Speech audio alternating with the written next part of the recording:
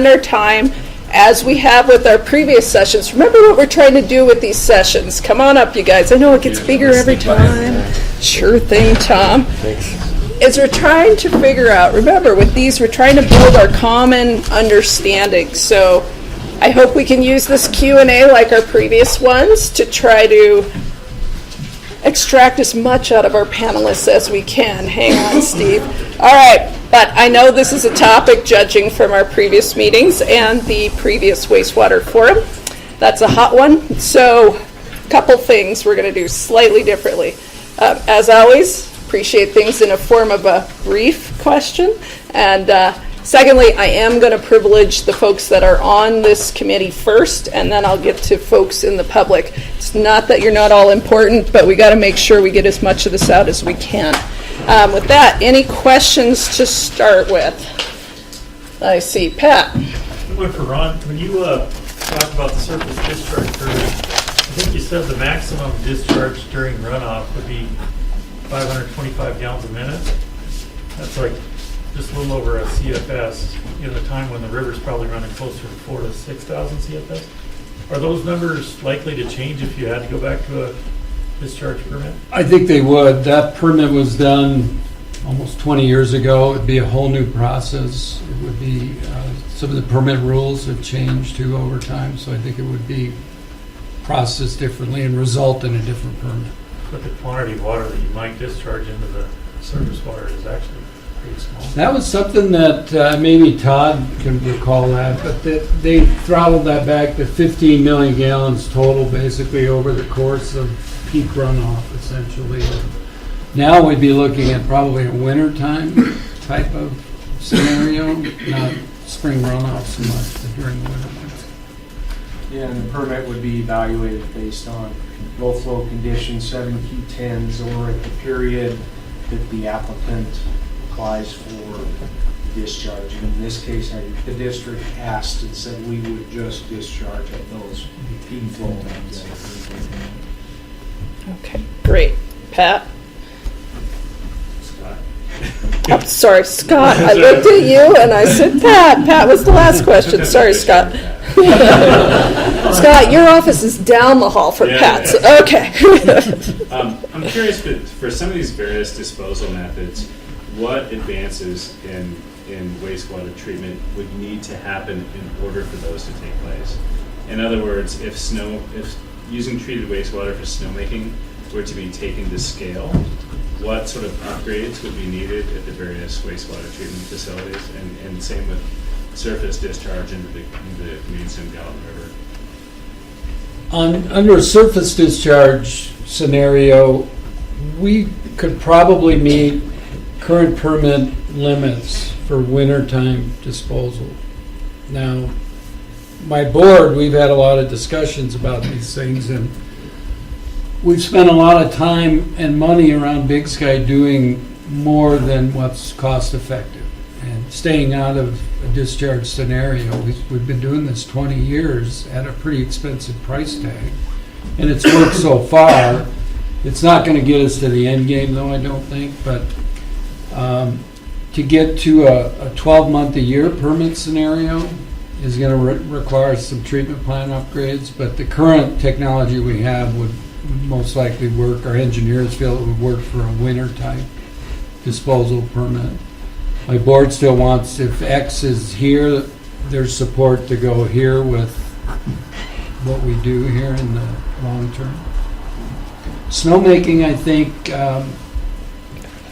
Montana's never approved a snowmaking discharge permit to my knowledge. Is that still the case, Don? No, and the ones we've been thrown out are ones that are on slopes that run off into surface water. Some of the states where, well, Idaho's not, where they've got an approved snow fluent application. It's to an area that's not sloped, so it treats in the snowpack and it percolates down once it's groundwater. So again, you're talking about different things somewhat. Certainly the mission is to make the river better. It's a bigger question than just saying I think you need to treat nitrates to 1 and have a narrative standard that applies to your treatment levels, and then getting the widgets bought to do that. There's a lot of nutrients going into the rivers right now that can be taken off a line if we start doing some treatment that's a little bit higher caliber. That South Canyon, you think about all those subsurface drain fields that are going into the watershed right now. If you were to put something down there to clean that up, there's actually probably a bunch of nutrient credits that you could offset that with, where you would have the removal of all those drain fields out of the canyon, and then you're treating to a higher level, and it could be as much as a 2-for-1 benefit. So I don't know if the answer is just like you buy this widget and it treats to 1, and that's what it is. And I think Ron's right. I think right now, if the district's, the level of water the district creates right now, and we create in Yellowstone flood or whatever, it can meet the narrative standard that's in the DEQ right now. That's probably not the goal of the community though, right? It's not our goal, I know that, or my goal personally anyway. So. Okay. Anyone else on the panel want to respond to this one? Todd, you want to touch on nutrient credit trading at all? I sure can. The department a few years ago passed a DEQ 13, its nutrient trading policy, which allows for offsetting nutrients in a watershed if it's documented, implemented in a permit. But it allows utilities, and this is used nationwide, worldwide, nutrient trading in some states. But it allows you, and it's oftentimes done in impaired watersheds or TMDL areas where you're trying to make reductions. What's the best way to make significant reductions at the lowest cost level?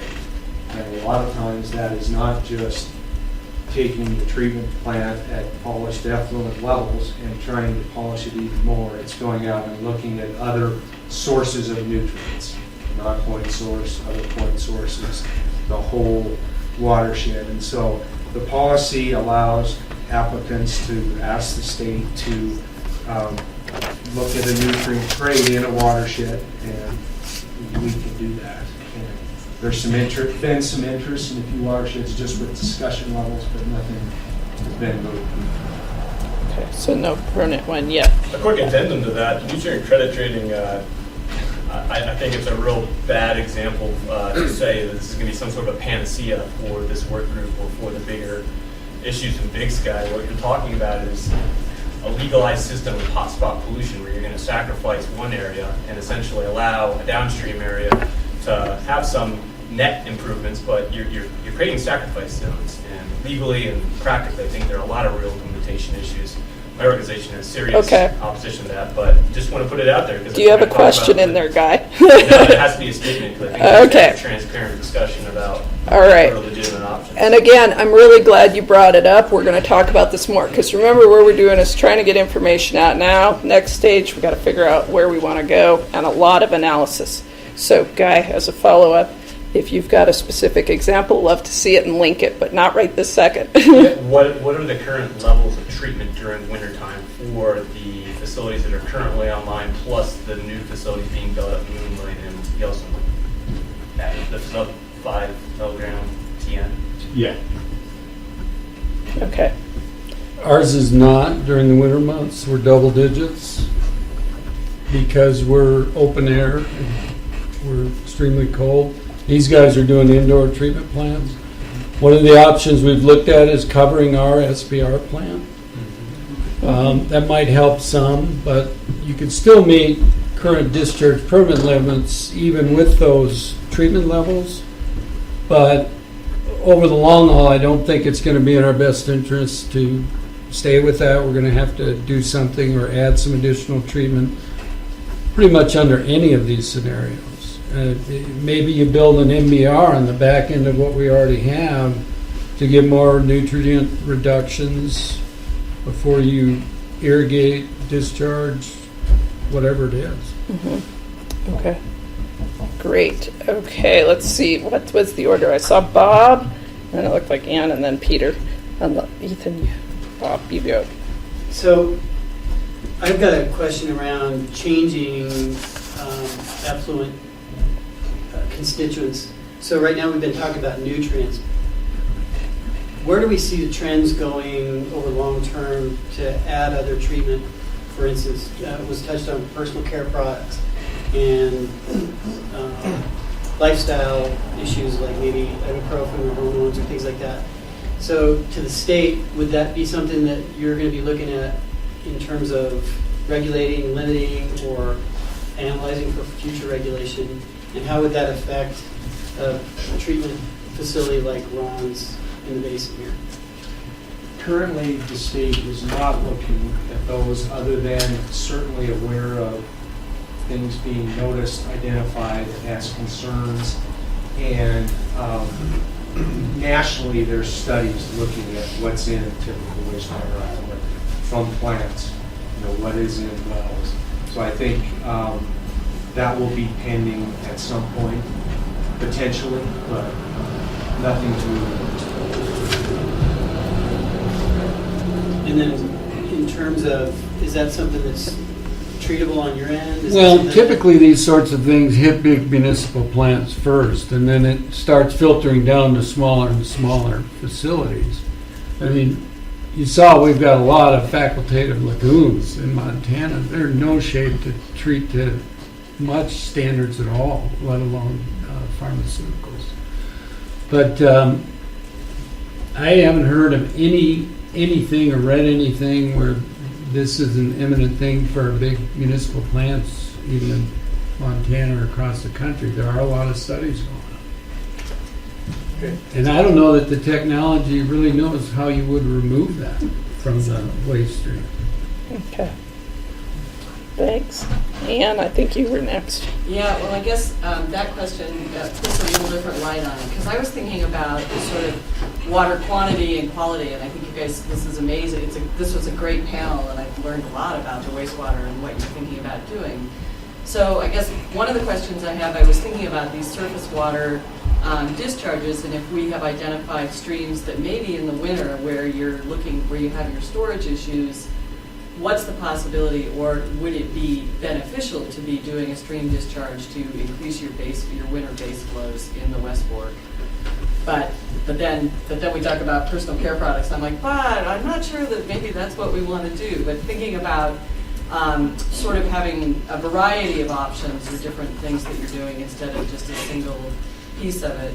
And then the second part of it was thinking about the snow water, because in water management, our snowpack is, that's our savings account, and that's how we're holding on to it. So could we think about, could you have a wetland or some kind of treatment system at the base of those slopes that exceeded your 3%, where we think about being innovative, capturing some of that snowpack to reduce that sediment or your concerns with DEQ before we did a surface water discharge?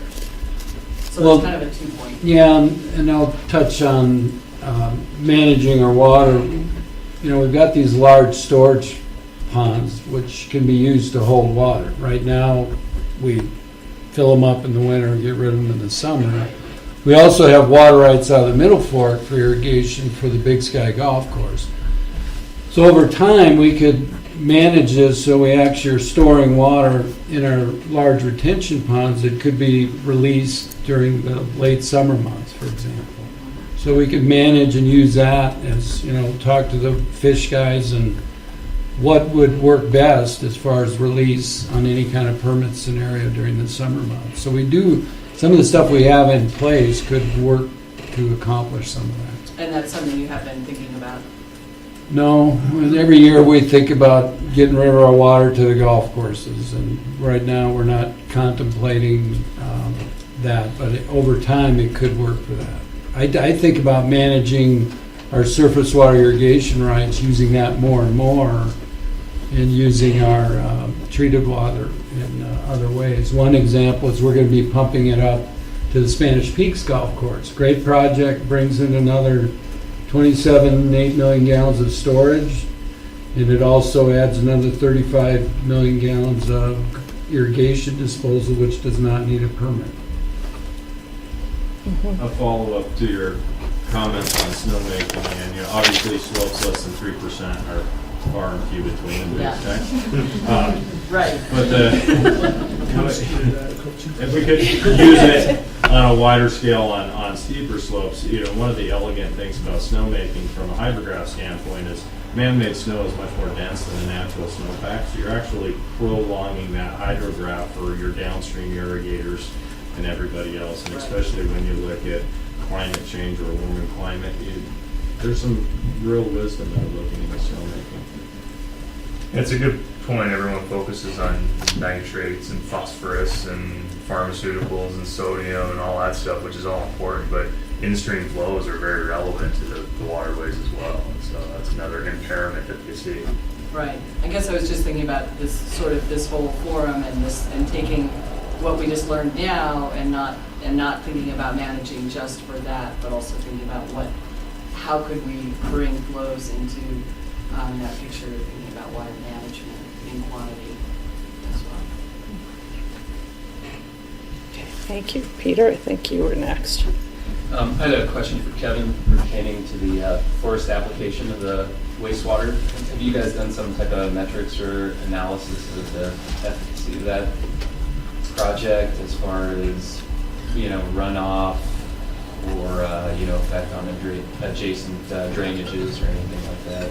Peter, the only direct study that we've done is just the partnership that we've had with the Conservation District on monitoring the whole Jackery drainage. We have 3 of those monitoring stations on Moonlight, including downstream of our disposal areas. And through 10 years of monitoring, we haven't seen any impact. In fact, through our monitoring data, we worked with the DEQ, and Jackery was just delisted from the 303D list. So. Okay. Pat? I have a follow-up. So you suggested that your surface application of effluent is 100% consumptive. And I guess that's probably the case with the treated sewage effluent, that it's not considered available in the basin. But in the big picture, what we're trying to do is establish a water balance where water that's consumed up in Big Sky can be mitigated up here without affecting the ability of the rest of the basin to use that water. Is there any hope of taking that consumptive use and using it for surface discharge in the late season rather than doing it during the winter time? That's what he was just saying on the storage. With this deficiency that's going to grow over time, I think there is. Because irrigating at 100% consumptive use in the forest, it's great for that 60 acres of forest, but it doesn't really help the water balance in the basin. And it seems like that's part of what you're getting at too, because there's ways to make the balance sheet work where there might be ways to mitigate that in-stream flow that you mentioned, being innovative with the consumed or water otherwise. That's what he's talking about, a surface water right too. He's got a surface water right out here that these empty ponds could be used to hold this fresh water or a mix of reclaimed water and fresh water, but then you could have your August, September types of releases in there, which would be helpful. To your point too, Pat, it's as you know, it's really difficult to get water rights for public wells. So there may be an opportunity to use some of our discharge for mitigation water. And Carrie's nodding her head in the back. Yeah, so that might. Questions on this. Yeah, you got questions. So we're thinking about that too. To expand on that, because Barry and I have had some long discussions, but we're challenged here in Big Sky with broader water rights. And as Carrie and others presented the last session when we were talking about water supply, today groundwater and surface water is connected, and you need to mitigate any water that you're consuming. And the only way to do that currently in Montana is to go to an irrigator and purchase some of their water rights and pay them to retire that acreage from irrigation. That works when you're surrounded by alfalfa fields or developing alfalfa fields. It doesn't work when you're at the headwaters of a drainage basin and the nearest alfalfa fields are 50 miles downstream. There's a timing of depletion that we also have. Those irrigation water rights are during the summer months. And so you're leaving, I personally think it's a good thing, you're leaving the majority of that water in stream during the summer, but there's concerns by DNRC and others about that year-round mitigation. There's the spatial, because we're on the headwater, so it's we're unique here in Big Sky, and everything's just a little bit more challenging. But I do think that our wastewater should be part of that solution. And as I ended the Moonlight slide, I hate that we're sprinkler irrigating lodgepole pine. Well, and that's why when Pat spoke, he talked about water right banking system that TU's working on, which would be a tremendous tool for communities like ours, where getting water rights is difficult because we're not surrounded by alfalfa fields. Okay, difficult. Okay, hang on. Gary, I will get you, but I'm going to do stakeholders first. At Scott. I'm going to say your name right this time. This is a bit of a convoluted question, but one thing I recall from the study that was done assessing the cost of hooking up the canyon to the central system was that a lot of the nutrient pollution that's happening in the Gallatin River is happening from the individual septics all along the river. If you go back to that pollution trading model, would it be possible, or what would stand in the way of the ski areas maybe using some highly treated wastewater for snowmaking and offsetting that surface discharge by having some of the developers pay the individual landowners and businesses along the river to help hook that development up to the central system to kind of offset the surface water discharge through snowmaking. The benefit of a pollution swap like that is it's all happening in one locale, so it's not like you're sacrificing water quality in the Gallatin Canyon to do it. So the question is, what would stand in the way of exploring some sort of agreement like that? I don't think anything, and that's part of our objective here, is to look at things like that. So I don't think there's any problem looking at it. Well, the same discharge permit that you need today. The pipes and pumps and the engineering behind putting stuff underground is really kind of the easy button on it. We have a resort tax that generates $4 million a year. We have bonding capabilities. All that stuff is sitting here in the community. It's the environmental piece of it that's really the trigger on it all, I think. And the snowmaking happened. We did 1 million gallons. You were part of that. Yeah. And we turned into a closed basin and a discharge permit. So it still stands with that pure function of what you're going to do with the water. The reason I brought up that question is I just recalled, it's stuck in my mind that one of the biggest sources of nutrient pollution in the Gallatin River was that development along the canyon on individual septics. And it's not necessarily the new development that's being hooked up to central system. It's that stuff that was put in 20, 30 years ago. Yeah, I should know this. You know this. The single regular treatment with the drain field and whatever nitrates are at 50. Is that the right number? 50 is what the state uses. So 50 is the number. And Ron in the summertime is treating to 5. We're treating to 5. This is nitrates. Let's talk about nitrates because that's always the hot topic. 5. So the one home hooked to a central plant is 10 homes on a drain field, right? So there's your math of how that works out. And so that's the credits we're talking about. You take off those homes in the South Canyon, you're getting a 10-to-1 return on your investment every time you hook one of those up to a central plant. Okay. Depending on how far away from the resource you are. And I just add that, Mike, because the nutrient trading policy does include septic hookups as part of a credit if you can model it and show that the trade is in the watershed at the utility, and there's been 3 or 4 facilities that are basically proactively trying to sewer areas that have been documented or could be modeled to be impairing a segment or a nutrient source. And so so the math is if your baseline of the math in the Gallatin's at 3 parts per million as it sits today, and you're getting this 1 to 10 reduction. I mean, you can make an argument even with the 5 that you're putting into the creek, you've taken off this 3 down to 2 or 1 or something like that. Tom, do you have anything from kind of your septic point of view? To touch bases on what you just said, I just issued this week 2 septic permits that are replacing Gallatin County started issuing septic permits in 1966.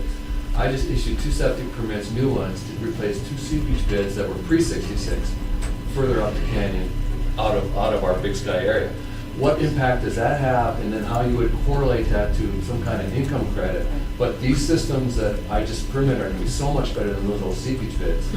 But I don't know what kind of credit that would be, you know, how you would tie that into helping the Big Sky Okay. system meet their stuff or whatever, I don't know. So is it fair to say that one of the difficulties, I believe, David, you said question for a lot of data is trying to figure some of that out for what's down there right now? Oh, yeah, oh, yeah. Okay. Well, and one more comment on Scott's question. In that study, with the zoning densities, all of that, the engineers estimated that it would cost $20 million. And it's pipes and pumps, and that's the easy part. But now, you know, you got David sitting down here, he's putting a significant investment to reline his lagoons there at Bucks T4. So how do you pay for that? And when we do big projects, they are public votes. We do bonds, it goes out to a vote of the public. For every one of those systems that's had a significant investment in what they have, the Whitewater in, they can go right down the line. They're not likely to vote for anything when they've already sunk a bunch of capital into what they have. So there needs to be some piece of that, whether it's developer-driven, resort tax, or combination of all those things. It almost has to happen. Okay, so how do we pay for that? And the flip side of that is if you can capture those developer dollars before they invest, then you get developer participation in the big solution, right? If Yellowstone Club has to get rid of this 160 million gallons of wastewater that we're under agreement with the Big Sky Water and Sewer District to get rid of, the golf course that we have only uses 25. I got a pretty significant forest to start spraying, just as Kevin mentioned, because that's what I'll do. Well, I got money involved in all that, which I've publicly committed multiple times to committing those dollars instead of building the next pond or building the next center pivot in the national forest to commit those dollars to this big solution, and I will do that. There's no doubt about it, I'll do that. It's a better solution for the resource. If it keeps going and I have to solve my problems, as the developer will solve his problems along the way, I'll be building more ponds and spraying more forests. So, we don't want to do that, that's why we're all meeting. One quick follow-up, Scott, you mentioned, you tied that to snowmaking. I caution this group to think snowmaking's the panacea to everything in Big Sky. For one thing, snowmaking's very capital intensive, well, from an operating standpoint, it requires a lot of energy to make snow. The obvious is the marketing, PR, if we're putting snow on our ski slopes, and I hope here in a minute we'll hear about some ski areas that are doing it. And I do think all these things are solvable, but as we've been embarking down this road with this whole room, I've always envisioned it's going to be this toolbox of things that we're using to solve it. And I do think snowmaking's one of them. I don't think it's the panacea that's how we solve all our issues. Okay, great. Ethan, you had your hand up a while ago. Did you have a question? Okay. If I could, yes, Guy, you got a question? For those of you that run the wastewater treatment facilities, we've talked a lot about and heard a lot about how the primary means of dealing with disposal right now is the irrigation systems. If we take away that hypothetically, you don't have disposal as an option via your irrigation golf course, what's your druthers? If we don't have it as an option, Irrigation, Doing golf course specific application. I don't see that as something that would go away. No, over time. it's a scenario. He's basically saying if you didn't have golf courses anymore, you as an operator, what would you do? Oh, if you took that away, we'd be in a plant for a discharge permit tomorrow. Okay. Same with you guys. we've had meetings with Todd and others at the DEQ on deep well injection. There's other things that we've been exploring. And that's, like I said, we have 8,000 acres. We can continue the land application. I just want to find something better to do with it. When you specifically asked, Guy, that if you took away golf course irrigation, there's other irrigation that we're exploring, and I know that there's been, even within the district, inquiries by town center to run purple pipe, and I do think that's one of our community's opportunities is for anywhere we're irrigating and it makes economic sense to use reclaimed water versus fresh water. I don't think I'm fully answering your question, but yeah, taking away irrigating our golf course would choices. Well, actually, today at Moonlight, it would not impact us at all because we're irrigating the forest after our next plant is built. It would be a limitation. But, and I do need to clarify. There was a after our town hall meeting, there was a statement in the paper that we had a discharge into Jack Creek, and that's incorrect. We're not discharging into Jack Creek. We're sprinkling the forest, and that's 100% of our disposal. And we don't have any forests to do that, our district. Has there been discussion amongst you all right now talking about the idea of the closed loop, fully holistic systems, a la the Los Angeles and Orange County examples? Or we're about to get to that. I know, here we are. Okay. There you go. Great segue. Yeah. We'll get there, yeah. We're going to talk about an even more closed loop in a minute, but Sierra. Sierra. I just want to say something, because we were saying that back here. It's not just the golf courses. Our community park is also on a purple pipe. So we could just build a lot more parks. So, Sierra would like to manage a whole lot more land. I had two public folks, Gary, hang on, and I saw Steve earlier. Gary, quick question. Yeah, a couple people talked about natural wetlands or artificial wetlands. And I wonder how much effort's been put into looking at building wetlands in the golf courses, or like you mentioned, having wetlands at the base of the mountain.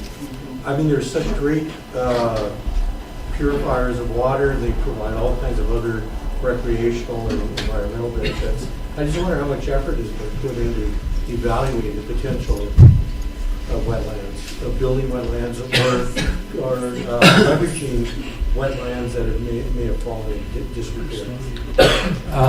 I'm on the Gallatin River Task Force Board, and the task force did a study, hired AE2, I believe it was.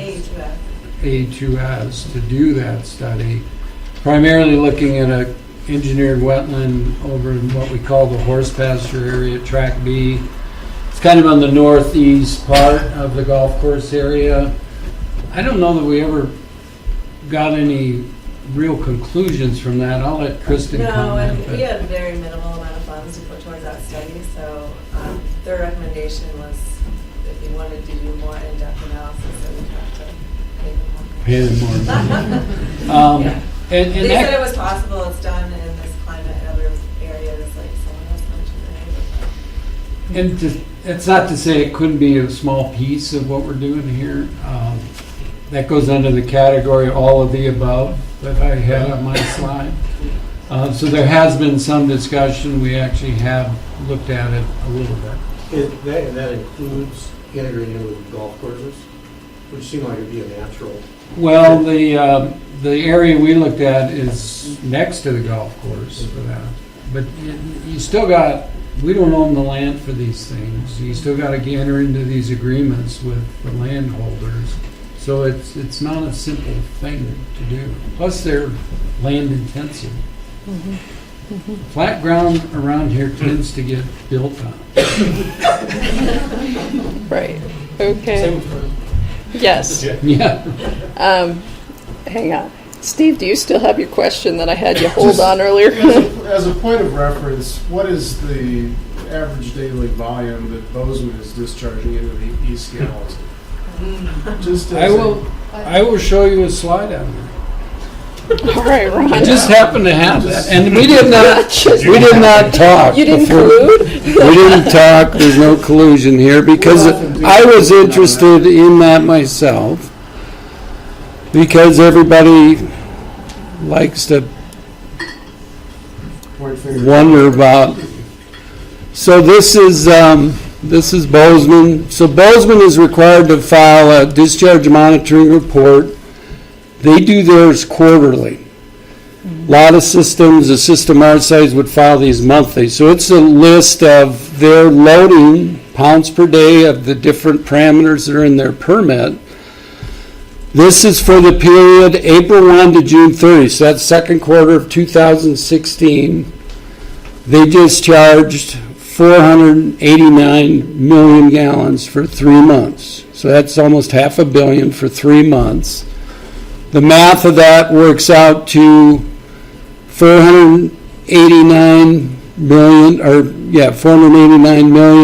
5.377 million a day, averaged over 91 days. Our average for the same second quarter is this number right here. So, The difference is the receiving. What's the quality of CFS? Receiving body. Well, I got a slide on that too. We didn't talk. You guys are throwing me softballs here. So I went on, thanks Mike Richter for the data. The USGS, you can easily plot the in-stream flows. So I plotted the West Gallatin and East Gallatin for the same period. The green line is the East Gallatin flow. The red line is the West Gallatin flow. It's much bigger. The big difference would be different TMDLs and thus different waste load restrictions, correct? Well, that plays into it. I don't think, Jeff, the East Gallatin's not listed as impaired, is it? Is it? Okay. The West Gallatin is not, but the in-stream flow is much bigger up here than what the East Gallatin. But to Bozeman's credit, they spent $50 million on a plant upgrade, so they're treating down to 1 on total end, I think. It's pretty impressive. It's that low, but it's below 5-ish.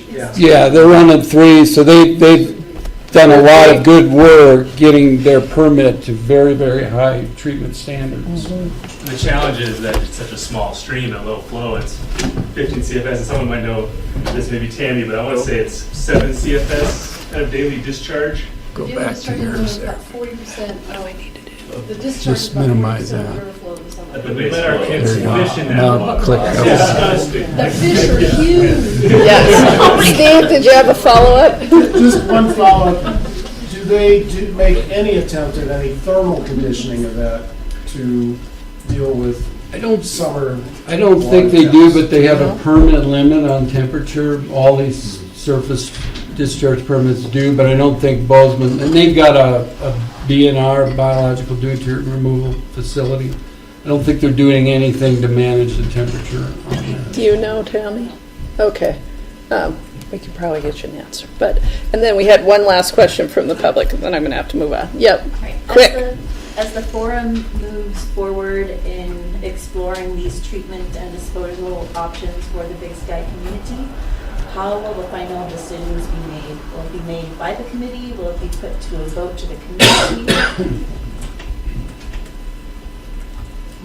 Kristen, I think maybe you can start fielding that, and I can finish off with sort of the vision, but it's a work in progress.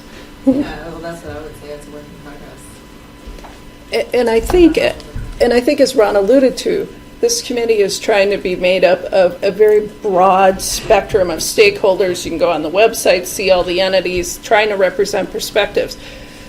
But some of those things, even if there's broad community support for going forward, as Ron alluded to, it's going to need voting. There are governmental entities, so it's going to be complex.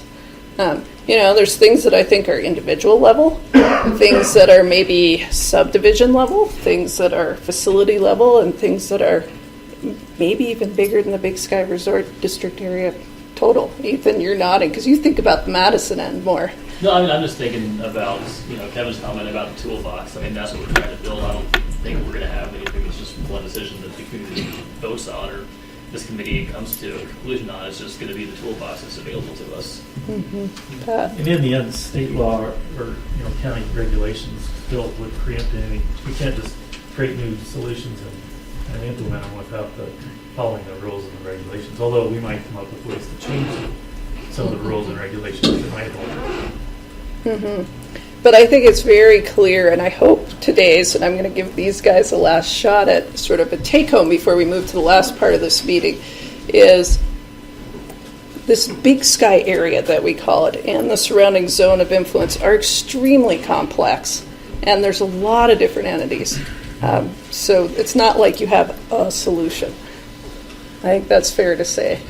Guys, what do you think, stakeholders? You've been pretty clear that one size fits all probably isn't it. All right, with that, I am going to give you guys a chance to just go down and just briefly, if there's any take-homes or parting thoughts you want folks to have on this, because you've really fed all of us a lot of information. Ron, you want to start? What am I starting on? Take homes or parting Oh. sort of final Wow. thoughts. And that's quick, not all. You got the next year to work on the details. I mean, I've thrown a lot of information about what we do here. You're always welcome to call us if you'd like a plant tour. It's actually kind of cool to go down there and look at that. We're happy to do that. You don't want one? Your plant tour sick. We call it cash flow, Taylor. No, in our composting facility, so I just throw that out there. Our board meets every month. We've spent a lot of time wrestling with these issues for a long, long time, a lot of years. It's not easy. The first stage of this took us 10 years to build what we have in place now. We didn't have no land for a treatment plant. We had to work with landowners to make that happen. We had to go get bonds, so none of these things happen quickly. And it's designed to be fair. We do a lot of engineering looking at these things. We're doing it collaboratively now across Big Sky, so I think we're on the right track. I don't think there's any one magic thing out there when it comes to these problems. But I do know the Big Sky community has been very supportive of whatever it is we've tried to do, even to the point of opening their pocketbook up to help pay for it. It's been a tremendous community that way. So with that, I will pass on. No, thanks. I can mimic Ron's. The developers are sitting in here for the same reason as this asset that we're staring at, which is this watershed, is probably the most valuable asset, not only to the developers, but to everybody who lives and works here. So we're committed on the development side to make it happen. And then on the flip side of that, on just from a pure Yellowstone Club standpoint, I know there's a lot of conceptions of Yellowstone Club, and I hear it all the time, wherever I'm at, but please come talk to me if you have a question about something we're doing. I'm very transparent. I will tell you exactly what we're doing. If you want to come in and take a look around, we'll go in and take a look around. We don't have a lot of cloak and dagger stuff that we do. Probably wouldn't say the same thing 10 years ago, but I'll say it today. So just reach out to me. I'm going to be here at all these stakeholder meetings. I'll give you my cell phone number. If you want to call me, I'll be more than happy to talk to anything Yellowstone Club. And that includes tours of the mountain, right? Yeah, bring your Scott will bring his skis.